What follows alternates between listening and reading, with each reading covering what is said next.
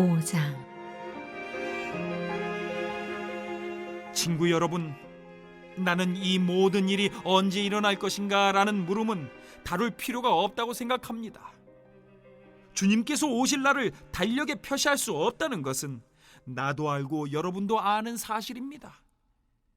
그분은 미리 연락하거나 약속 일자를 정하지 않고 도둑처럼 오실 것입니다. 모든 사람들이 우리는 확실히 성공했어, 이제 편히 살아도 돼 라고 말하며 서로 축하하고 만족하며 느긋해할 때 갑자기 모든 것이 산산조각 날 것입니다. 그날은 아기를 뵌 여인에게 진통이 오는 것처럼 누구도 피할 수 없게 느닷없이 올 것입니다. 그러니 친구 여러분, 여러분은 어둠 속에 있지 않으니 그런 일로 당황할 일은 없을 것입니다. 여러분은 빛의 아들이며 낮의 딸입니다. 탁 트인 하늘 아래서 살아가는 우리는 우리가 서 있는 곳이 어디인지 잘 압니다. 그러니 다른 사람들처럼 몽롱한 채로 다니지 맙시다. 눈을 크게 뜨고 빈틈없이 살아가야 합니다. 밤이 되면 사람들은 잠을 자거나 술에 취합니다. 그러나 우리는 그렇지 않습니다. 우리는 낮의 자녀이니 낮의 자녀답게 행동해야 합니다. 대낮에 맑은 정신으로 다니고 믿음과 사랑과 구원의 소망을 입도록 하십시오.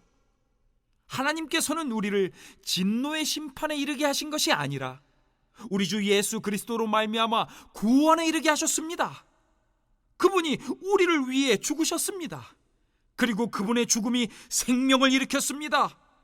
산 자와 함께 깨어 있든지 죽은 자와 함께 잠들어 있든지 우리는 그분과 함께 살아 있습니다. 그러니 서로 격려의 말을 하십시오. 소망을 든든히 세우십시오. 그러면 여러분은 한 사람도 빠지거나 뒤처지는 일 없이 모두가 그 소망 안에 있게 될 것입니다. 나는 여러분이 이미 그렇게 하고 있다는 것을 압니다. 그러니 계속해서 그리하십시오.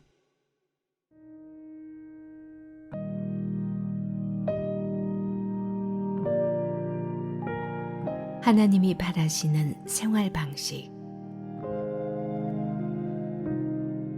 친구 여러분, 부탁드립니다.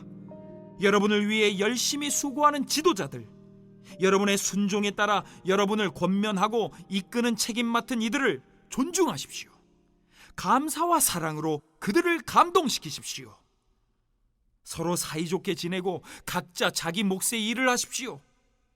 우리의 조언은 이것입니다. 거저 얻어먹기만 하는 사람들에게 힘써 일하라고 주의를 주십시오. 뒤처진 사람들을 온유하게 격려하고 지친 사람들에게 손을 내밀어 그들을 일으켜 세우십시오.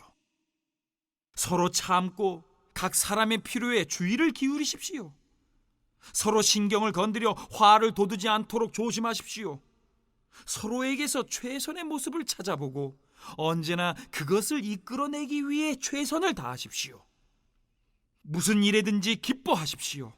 항상 기도하십시오. 무슨 일에든지 하나님께 감사하십시오. 이것이야말로 하나님께서 그리스도 예수 안에 있는 여러분에게 바라시는 생활 방식입니다.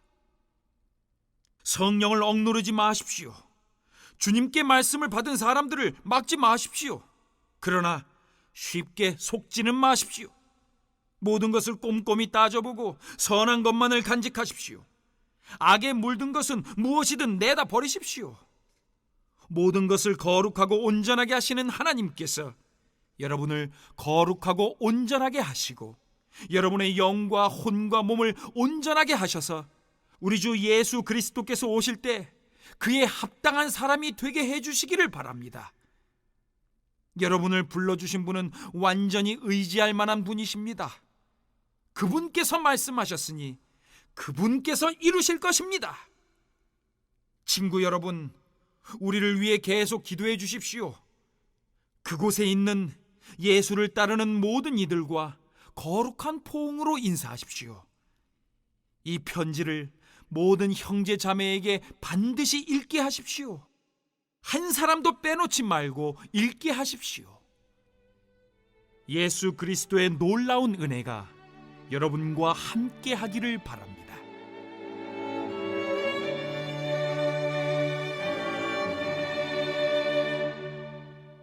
데살로니가전서 5장 1절로 3절입니다.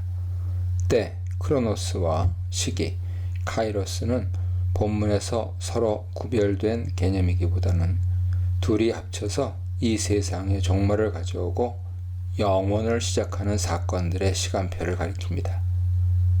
세상의 마지막 때에 대해서는 우리가 알 수 없으며 단지 우리는 항상 준비를 하고 있어야 한다는 것이 핵심이죠. 바울은 주의 날이 도둑같이 이를 것이라고 가르칩니다. 주의 날은 구약에서 종말을 가리키는 전문 용어죠. 그날에 하나님이 오셔서 세상을 심판하시고 악을 소멸하시고 그의 백성을 신원하실 것입니다. 그리고 그날은 도둑같이 예기치 못한 때에 신속하게 임할 것입니다. 주의 날은 해산의 고통이 임산부에게 임하듯 올 것입니다. 평안과 안전을 외칠 때에 갑자기 임하게 될 것입니다.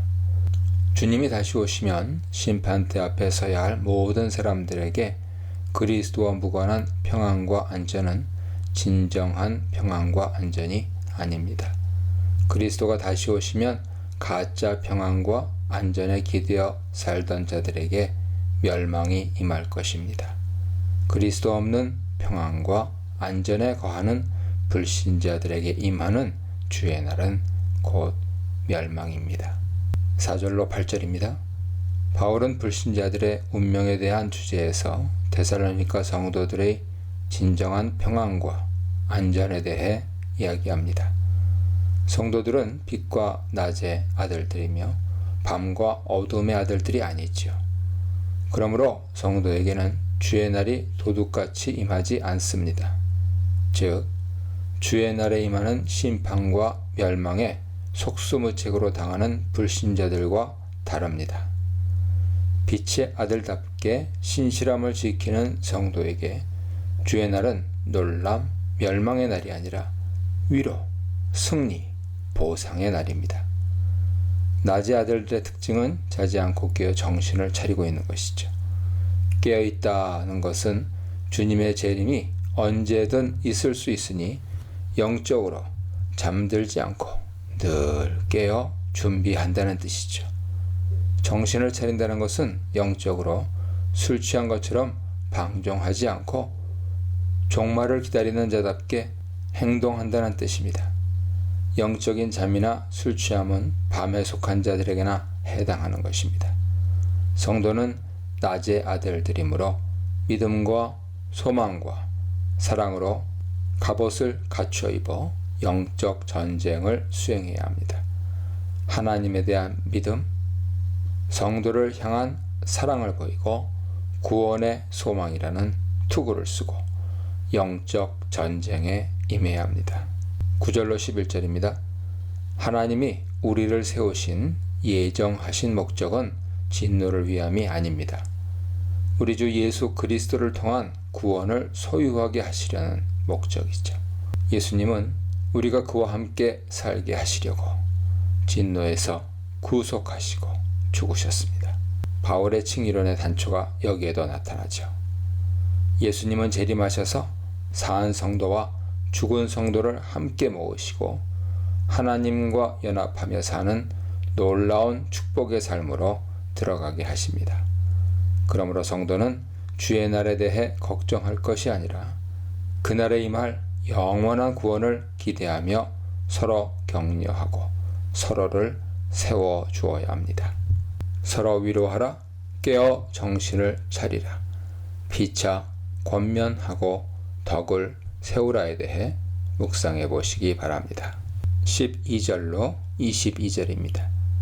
데살로니가 교회에 대한 핍박이 있었고 바울의 선교팀이 예정보다 일찍 떠나야 했던 상황이 있었으므로 데살로니가 교회는 그 어느 때보다 더 지도자들의 리더십 확립이 중요한 시기였습니다. 지도자들의 리더십 아래 회중의 믿음이 견고해져서 환난을 잘 통과하는 것이 무엇보다 중요했습니다.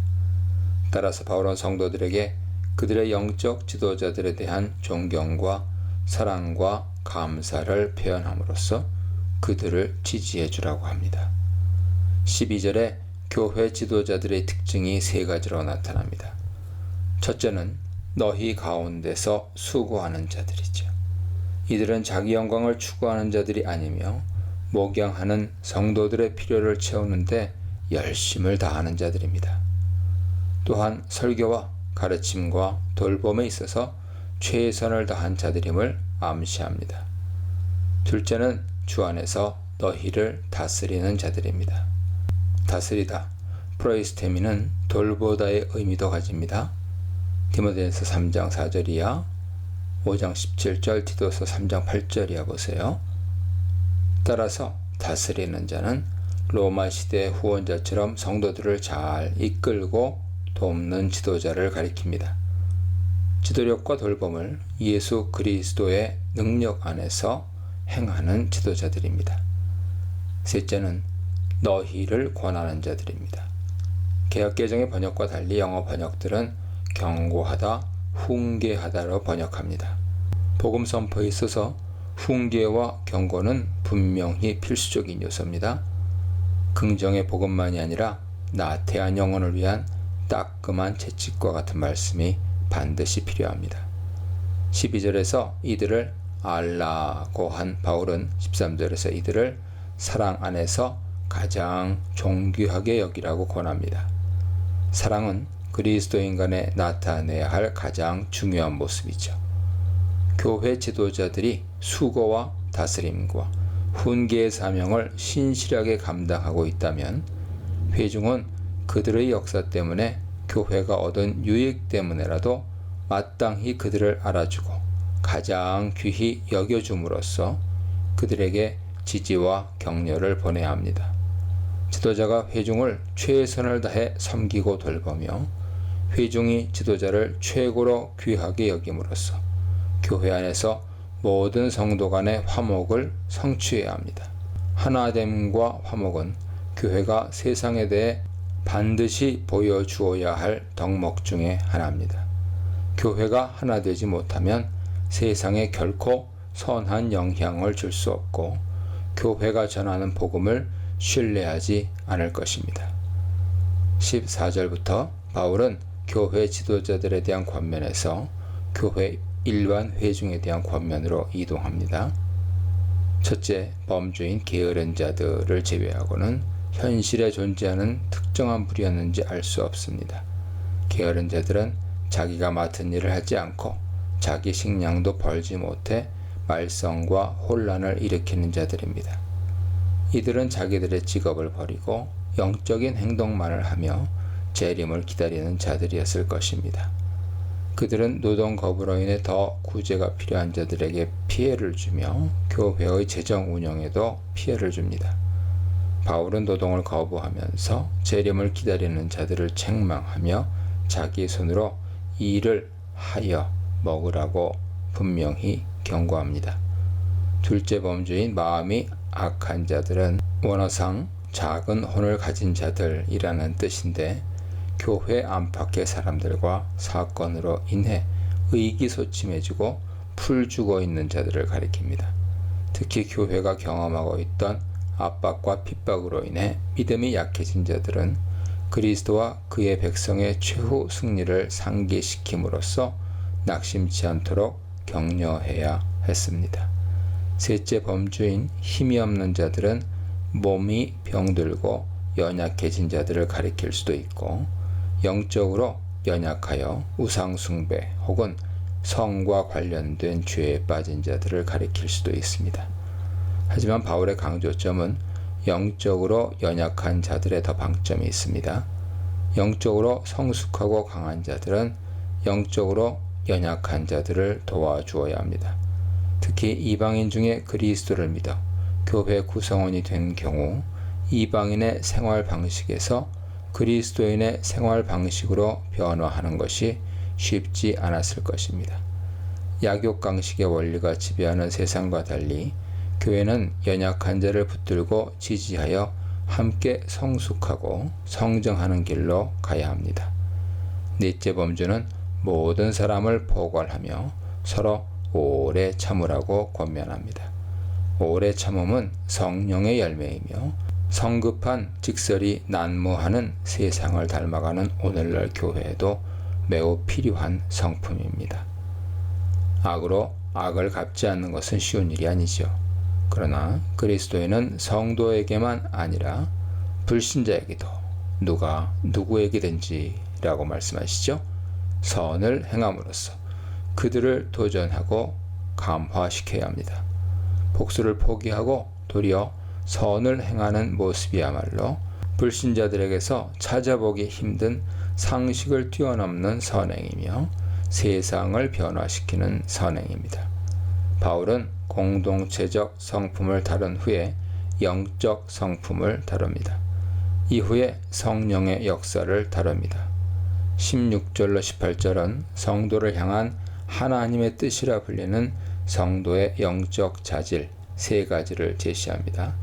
첫째는 항상 기뻐하는 것입니다. 성도의 삶에 기뻐할 일만 생기는 것은 아니죠. 하지만 환난을 만나도 그것이 영적 성숙, 예컨대 인내 같은 경우죠.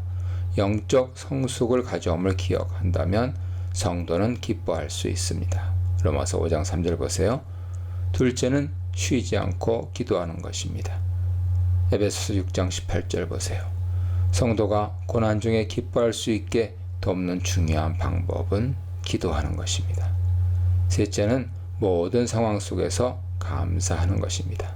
빌립보서 4장 6절 보세요. 성경은 종종 기도와 감사를 연결합니다. 고린도서 1장 11절, 빌립보서 1장 3절 이하, 골로새서 1장 3절 보세요.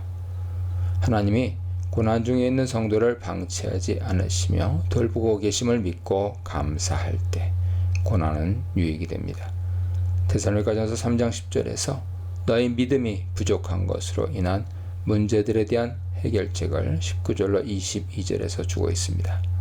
바울은 성령이 이끄시는 예언은 격려가 되지만 동시에 거짓 예언이 있음을 상기시키며 주의를 요청합니다. 영적인 현상을 다 좋은 것으로 여기지 말고 전부 테스트를 한 후에 좋은 것을 취해야 합니다. 테스트를 통해 하나님께로부터 온 것이 아니라 판단되면 그것은 틀린 것일 뿐 아니라 악한 것이죠.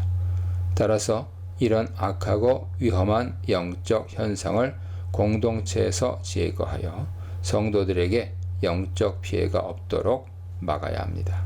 23절로 28절입니다.